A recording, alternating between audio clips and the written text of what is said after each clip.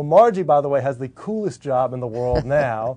She is the head of the Office of the Future, is that correct? Right, that's right. So I will say no more. Can you tell us what that's about? That's great. Well, I like to say I promoted myself to that Okay, job. well, congratulations on your promotion. Right, that's right. In 1997, things were changing so fast, especially with technology and e-learning coming on, and so many conferences. And I would go to conferences, and I would come back, and I'd be so far behind in my regular job that I decided that really somebody needed to be looking out for the future.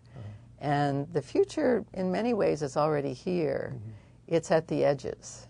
And very often, the longer you've been in business and the more you know, you suffer from what I call educated incapacity, which really is the inability to see the changes that are going on around you because you're so smart about what you know. That's great. And so when I go to conferences, I don't go to the big booths, I go to the little booths. I go to the ones that people aren't taking as they're not thinking very much of, and we're always looking for disruption.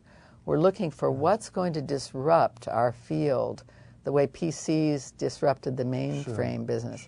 And generally what's disruptive is something that's not as good as what's available right now, but it's good enough for a certain group of clients. And then, of course, that part of it grows, and eventually it eclipses that. So it takes a lot of curiosity, a lot of humility. You have to really, in fact, not get so distracted about listening to your best clients about what they want, because they always want more and more.